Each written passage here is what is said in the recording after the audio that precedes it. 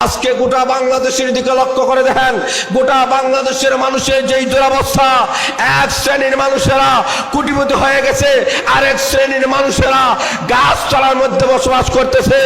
এই যে অর্থনৈতিক বৈষম্য মানুষের মধ্যে তৈরি হয়েছে, তার একমাত্র কারণ হলো ইসলামী অর্থনীতি বাংলাদেশের মধ্যে কায়েম হয় নাই, বাংলাদেশের মধ্যে প্রতিষ্ঠিত হয় নাই, কোরআনী অর্থনীতি প্রতিষ্ঠিত হয় নাই, যার কারণে এক শ্রেণীর মানুষেরা আঙ্গুল ফুলে গাছ, আরেক শ্রেণীর মানুষেরা দরিদ্র অতল পোহা করে পড়ে রয়েছে। যারা বলেন ঠিক না ঠিক?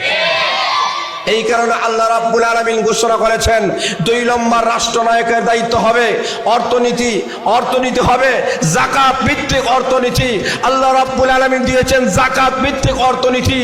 আর ওই পশ্চিমারা, ইহুদি খ্রিস্টানেরা আজকে আমাদের কাছে তারা যেই অর্থনীতি পৌঁছে দিয়েছে, সেই অর্থনীতি হয়তো সুদ ভিত্তিক অর্থনীতি। যারা বলেন ঠিক না ঠিক? সুদ ভিত্তিক অর্থনীতির মাধ্যমে কখনো কোনো দেশের মধ্যে শান্তি আসে নাই, বাংলাদেশের মধ্যে শান্তি আসবে না। বাংলাদেশে যদি অর্থনীতি স্বাবলম্বী করতে হয়, দেশকে যদি অন্যান্য দেশের উপরে মাটির স্থাপন করতে হয়, তাহলে যাকাত ভিত্তিক অর্থনীতি ব্যবস্থা, কোরআনী ব্যবস্থা গ্রহণ করা ছাড়া আর বিকল্প কোনো পথ নাই। যারা বলেন ঠিক না ঠিক? শেখুল হাদিস শেখুল ইসলাম আল্লামা শাহ আহমদ শফি রহমতুল্লাহ আলাইহির নির্দেশে প্রতিষ্ঠিত বোর্ড সেরা প্রতিষ্ঠান জামিয়া হেদায়েতুল ইসলাম সিলেট মাদ্রাসা কর্তৃক আয়োজিত আজকের ঐতিহাসিক 13তম বার্ষিক ইসলামী মহাসম্মেলনের শ্রদ্ধাভাজন সম্মানিত সভাপতি সাহেব, উপস্থিত উলামায়ে কেরাম, মুরব্বিয়ানে কেরাম, বুজুর্গানে কেরাম, যুব সমাজ ভাইয়েরা, ছাত্র সমাজ ভাইয়েরা, পর্দার অন্তরালের অবস্থানগত আমার অত্যন্ত শ্রদ্ধের মা ও বোনেরা, অসংখ্য অগণিত মহান আল্লাহর শুকরিয়া আদায় করছি, যিনি আপনাদেরকে আমাদেরকে অত্যধিক দয়া করে মেহেরবানি করে এই ঐতিহাসিক ইসলামী মহাসম্মেলনে আসা বসার যে সুযোগটুকু আল্লাহ আমাদেরকে দান করেছেন। এই জন্যই আমরা সবাই অন্তরের অন্তঃস্থল থেকে আমরা কলিমাতুশ শুকর আদায় করে সবাই বলে আলহামদুলিল্লাহ। আমরা এমন একটি সময় এই জায়গায় আমরা সমবেত হয়েছি, যখন সারা বিশ্বের সমস্ত বেঈমান আর কাফেরেরা, তাগুতি শক্তিগুলা আজকে ঐক্যবদ্ধ হয়ে গেছে এই পৃথিবীর মানচিত্র থেকে ইসলাম আর কোরআনের আওয়াজকে স্তব্ধ করে দেওয়ার জন্য। বলিষ্ঠ আওয়াজে বলেন ঠিক না ঠিক? যেই সময় কাফেরেরা ঐক্যবদ্ধ হয়ে গেছে, সেই সময় আমরা মুসলিম জাতিরাও ঐক্যবদ্ধ হয়ে গেছে। কারণ মুসলমান জাতিকে ওরা যতই পরাজিত করতে চায়, কোরআনকে যত নেস্তেনাবুদ করতে চায়, কোরআনকে মুছে ফেলার যতই অপচেষ্টা তারা চালায়, আল্লাহ রাব্বুল আলামিন বলেন, কোরআনের বাতি আমি আল্লাহ জ্বালাইয়াছি, এই বাতিকে নিবানোর মতো ক্ষমতা পৃথিবীর কোনো পরাশক্তির নাই। কথা বলেন ঠিক না বেঠিক? কারণ কোরআনের বাতি জ্বালাইয়াছেন কে? কথা বলেন না খে? আল্লাহ বলেন, এই কোরআনটাকে আমি আল্লাহ নাজিল করেছি, আর কিয়ামত পর্যন্ত কোরআনের হেফাজতের দায়িত্ব আমি আল্লাহ গ্রহণ করলাম। জোরে বলেন সুবহানাল্লাহ। ইন্না নাহনু নাযালনা যিকরা ওয়া ইন্না লাহু লাহাফিজুন।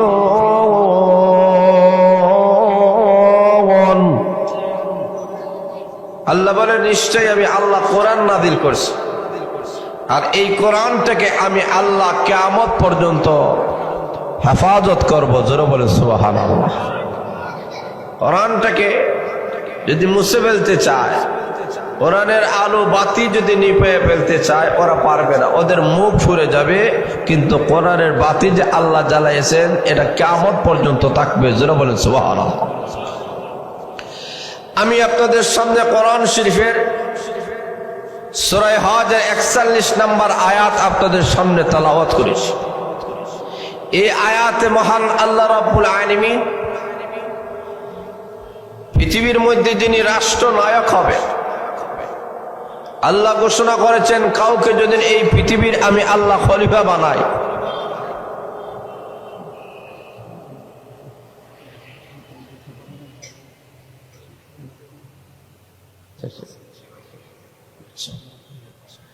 তাহলে লক্ষ্য করে দেখেন, আল্লাহ রাব্বুল আলামিন বলতে চান যে এই পৃথিবীর মধ্যে আমি আল্লাহ রাব্বুল আলামিন যদি কাউকে রাষ্ট্রীয় ক্ষমতা যদি আমি আল্লাহ দান করি, ওই রাষ্ট্রনায়কের কাজ কি হবে আল্লাহ কোরআনে উল্লেখ করে দিয়েছেন। কথা বলেন ঠিক না ঠিক?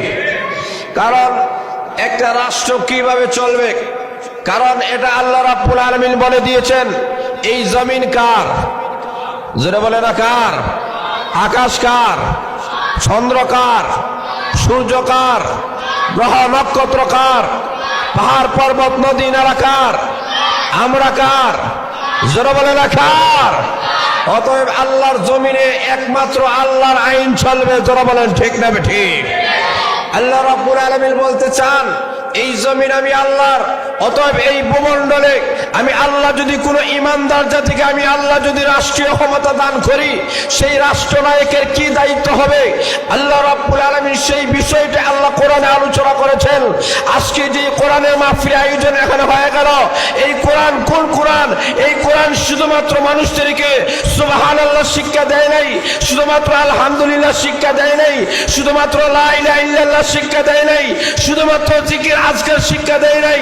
এই কোরআন মানুষকে ব্যক্তিগত জীবন থেকে শুরু করে পারিবারিক জীবন, সামাজিক জীবন, রাষ্ট্রীয় জীবন, আন্তর্জাতিক জীবন, এমন কোন সেক্টর নাই যে বিষয়ে কোরআন আলোচনা করে নাই। যারা বলেন ঠিক না ঠিক? আল্লাহ রাব্বুল আলামিন ঘোষণা করে দিয়েছেন যে এই কোরআনে আমি আল্লাহ রাব্বুল আলামিন এই পৃথিবীটা কিভাবে পরিচালনা করা হবে। একটা রাষ্ট্রের মালিক যখন একজন মুসলমান জাতিকে যখন একটা রাষ্ট্রের রাষ্ট্রপ্রধান বানায় দেওয়া হবে, একজন ইমানদার যখন একটা রাষ্ট্রের রাষ্ট্রপ্রধান হবে, তার দায়িত্ব কয়টি আল্লাহ কোরআনের মধ্যে উল্লেখ করে দিয়েছেন। আল্লাহ রাব্বুল আলামিন বলেন একজন রাষ্ট্রনায়কের দায়িত্ব 4টি। যারা বলেন কয়টা? যারা বলেন কয়টা? আল্লাহ রাব্বুল আলামিন উল্লেখ করে দিয়েছেন। আল্লাহ বলেন একজন রাষ্ট্রনায়কের দায়িত্ব হলো 4টা। প্রথম নম্বর দায়িত্ব হলো ওই রাষ্ট্রনায়ক সর্বপ্রথম তার দায়িত্ব হলো আল্লাহ যদি তার পৃথিবীর রাষ্ট্রপ্রধান আল্লাহ বানান, রাষ্ট্রনায়ক যদি আল্লাহ বানান, প্রথম দায়িত্ব হচ্ছে কি নামাজ প্রতিষ্ঠা করা। যারা বলেন ঠিক না ঠিক? আর যারা বলেন ঠিক না ঠিক? আল্লাহ সর্বপ্রথম দায়িত্ব দিয়েছেন যে নামাজ প্রতিষ্ঠা করতে হবে। 2 নম্বর আল্লাহ দায়িত্ব দিয়েছেন যাকাত আদায় করতে হবে। কারণ যাকাত ভিত্তিক অর্থনীতি যদি রাষ্ট্রের মধ্যে পরিচালনা না হয়, এই রাষ্ট্র কখনো উন্নতি হতে পারে না, এই রাষ্ট্র কখনো সুদ মুক্ত হতে পারে না। যারা বলে ঠিক না ঠিক? আজকে গোটা বাংলাদেশের দিকে লক্ষ্য করে দেখেন, গোটা বাংলাদেশের মানুষের যেই দুরবস্থা, এক শ্রেণীর মানুষেরা কোটিপতি হয়ে গেছে, আরেক শ্রেণীর মানুষেরা গাছতলার মধ্যে বসবাস করতেছে। এই যে অর্থনৈতিক বৈষম্য মানুষের মধ্যে তৈরি হয়েছে, তার একমাত্র কারণ হলো ইসলামী অর্থনীতি বাংলাদেশের মধ্যে কায়েম হয় নাই, বাংলাদেশের মধ্যে প্রতিষ্ঠিত হয় নাই, কোরআনী অর্থনীতি প্রতিষ্ঠিত হয় নাই। যার কারণে এক শ্রেণীর মানুষেরা আঙ্গুল ফেলে কলা গাছ, আরেক শ্রেণীর মানুষেরা দরিদ্রর অতল পোহা করে পড়ে রয়েছে। যারা বলেন ঠিক না ঠিক? এই কারণে আল্লাহ রাব্বুল আলামিন ঘোষণা করেছেন 2 নম্বর রাষ্ট্রনায়কের দায়িত্ব হবে অর্থনীতি হবে যাকাত ভিত্তিক অর্থনীতি। আল্লাহ রাব্বুল আলামিন দিয়েছেন যাকাত ভিত্তিক অর্থনীতি। আর ওই পশ্চিমারা ইহুদি খ্রিস্টানেরা আজকে আমাদের কাছে তারা যেই অর্থনীতি পৌঁছে দিয়েছে, সেই অর্থনীতি হয়েছে সুদ ভিত্তিক অর্থনীতি। যারা বলেন ঠিক না ঠিক?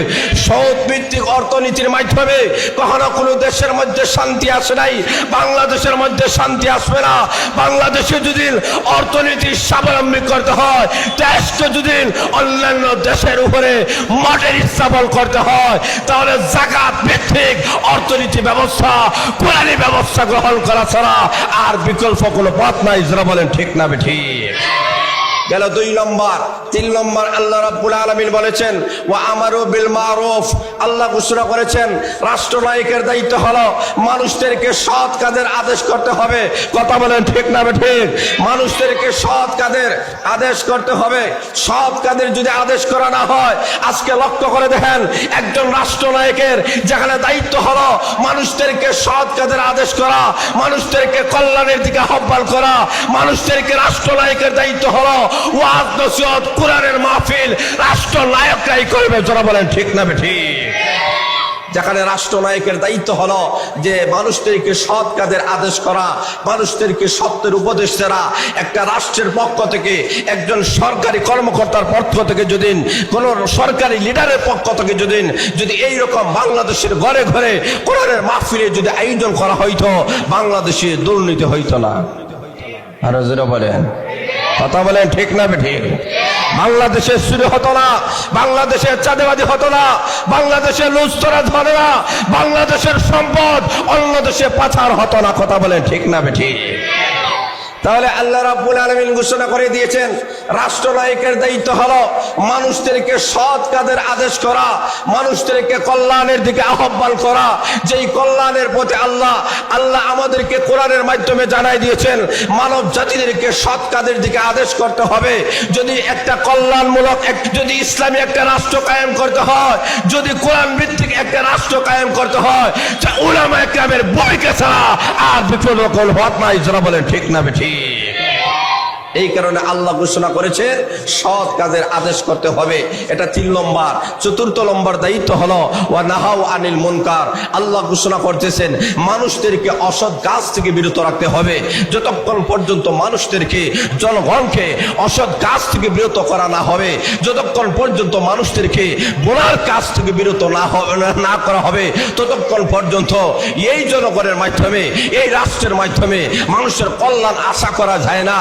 তখন আল্লাহর পক্ষ থেকে যদি গুনাহ বন্ধ করা না হয়, আল্লাহর আযাব আর গজব থেকে বাঁচতে হলে গুনার দরজা বন্ধ করা লাগবে। যারা বলেন ঠিক না বেঠিক?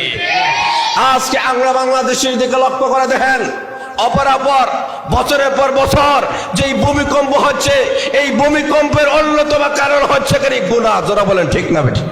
কথা বলেন ঠিক না বেঠিক?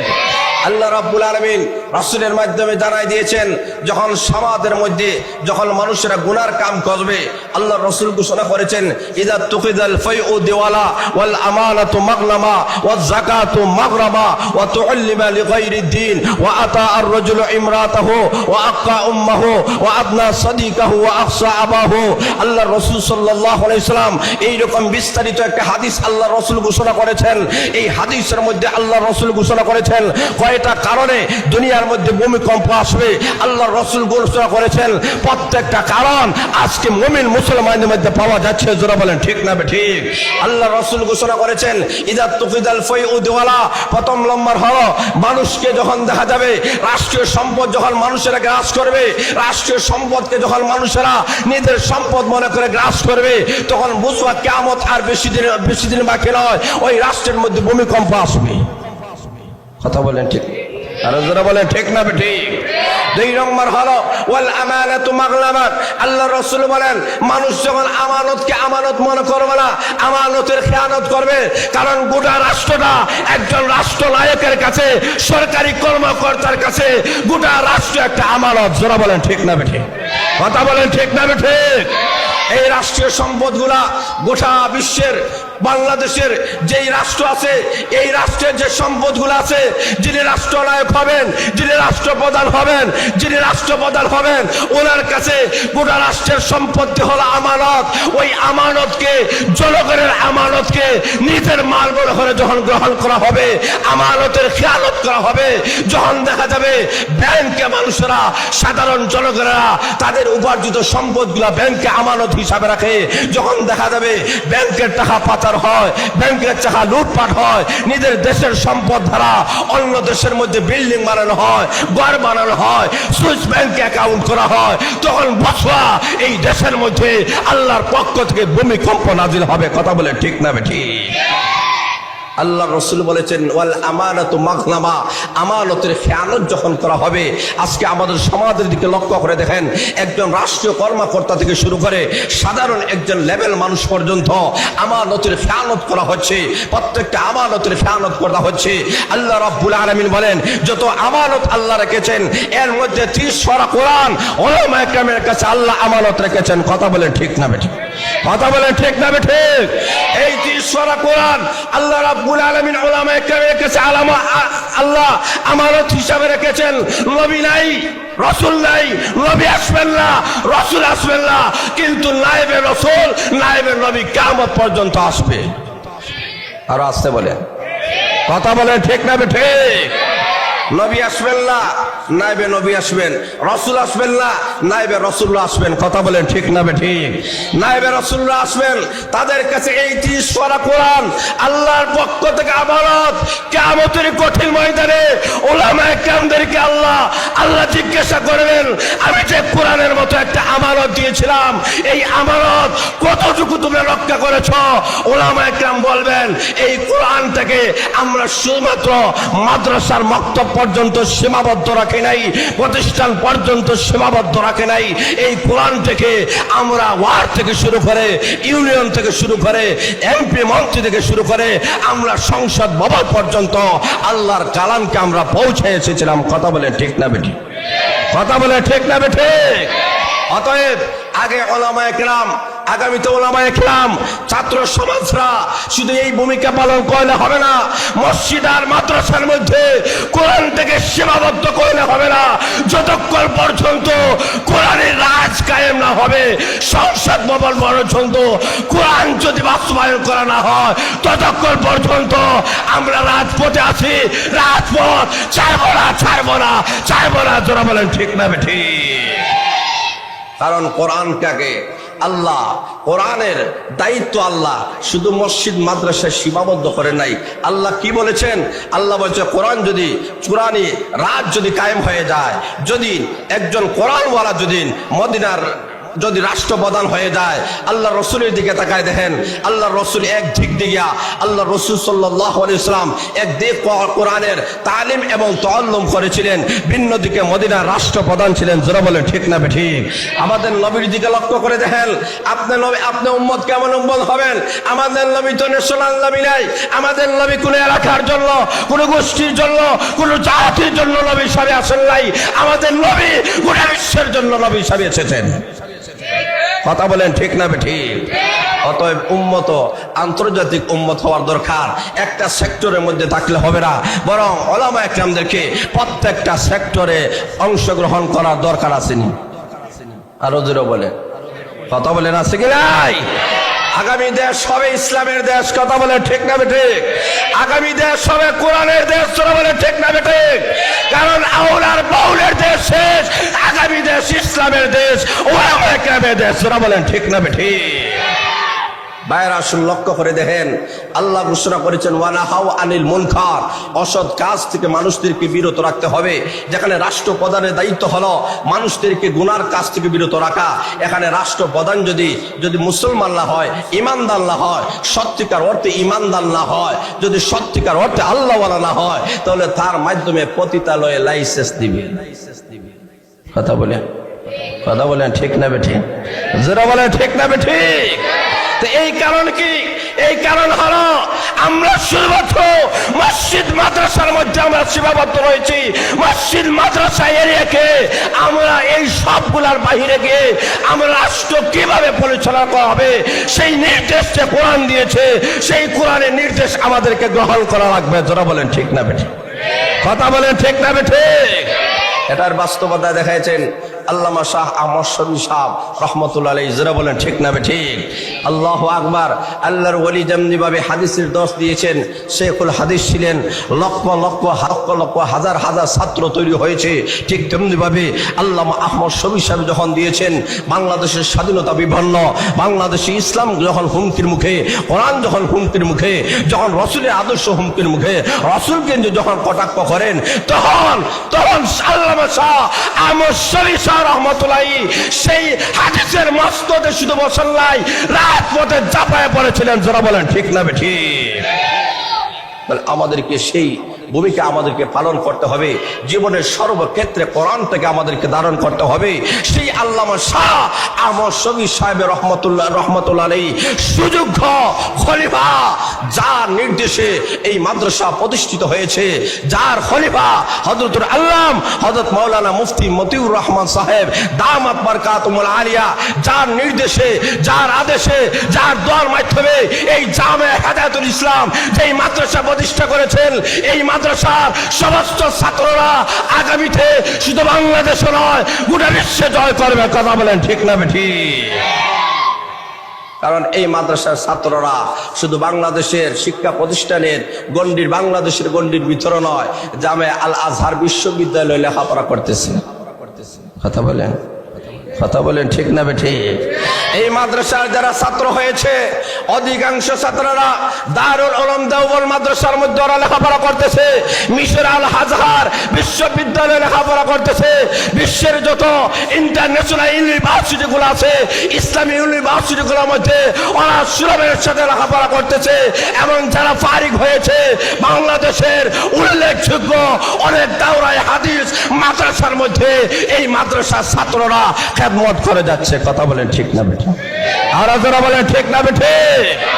অতএব আমাদেরকে সেই ভূমিকা পালন করতে হবে। এই মাদ্রাসায় লেখাপড়া করে শুধুমাত্র এই আঞ্চলিকভাবে আমাদেরকে চললে হবে না, গোটা বাংলাদেশের প্রতিটি দিনই বিদ্যাপঠে আমরা যেন অংশগ্রহণ করতে পারি। গোটা বিশ্বের ইসলামী বিশ্ববিদ্যালয়গুলোতে যেন আমরা অংশগ্রহণ করতে পারি, গোটা বিশ্বটাকে যেন আমরা চ্যালেঞ্জ করতে পারি। ইহুদি খ্রিস্টানদেরকে, বেঈমান কাফিরদেরকে, তাগুতি শক্তিদেরকে যেন এমন একটা শিক্ষা ব্যবস্থা আমাদেরকে গ্রহণ করা দরকার, এমন একটা দক্ষতা হাসিল করা দরকার, এমন একটা স্কিল হাসিল করা দরকার যাতে গোটা বিশ্বের সমস্ত বেঈমান কাফিরদের মোকাবেলা করা যায়। যারা বলেন ঠিক না বেঠিক? ভাইয়ের আসুন লক্ষ্য করে দেখেন, আল্লাহ রাব্বুল আলামিন যেই কর্মসূচি আমাদেরকে দিয়েছেন, যে একজন রাষ্ট্রনায়কের যে 4টা কর্মসূচি আল্লাহ দান করেছেন, এই 4টা কর্মসূচি যে রাষ্ট্রের মধ্যে বাস্তবায়ন হবে, এই রাষ্ট্রের মধ্যে চুরি হবে না, জিনা হবে না, হাইজ্যাক হবে না, মারামারি হবে না, লুটতরাজ হবে না, সম্পদ কোনো লুণ্ঠন করা হবে না। অতএব আমাদের ইসলামী একটা রাষ্ট্র যদি কায়েম করতে হয়, কোরআন ভিত্তিক একটা রাষ্ট্র যদি কায়েম হয়, এটা যদি আমাদেরকে আমাদের নবী অনেক সময় গালিগালাজ করা হয়, ওই বাউল সরকার আল্লাহ রাসূলকে আল্লাহকে নিয়ে কটাক্ষ করতেছে। আমরা বলতে চাই 95% যেই দেশে মুসলমান রয়েছে সেই দেশে বাউল সরকার আল্লাহ সম্পর্কে কটূক্তি করবে, মুসলমান বরদাস্ত করতে পারে না। অচিরেই তাকে ফাঁসির কাস্টে ঝুলাইয়া 95% মুসলমানের অন্তরকে ঠান্ডা করতে হবে। যারা বলেন ঠিক না বেঠিক? এই আশা ব্যক্ত করে আমার আলোচনা এখানে শেষ করলাম। ওয়া আখিরু দাওয়ানা।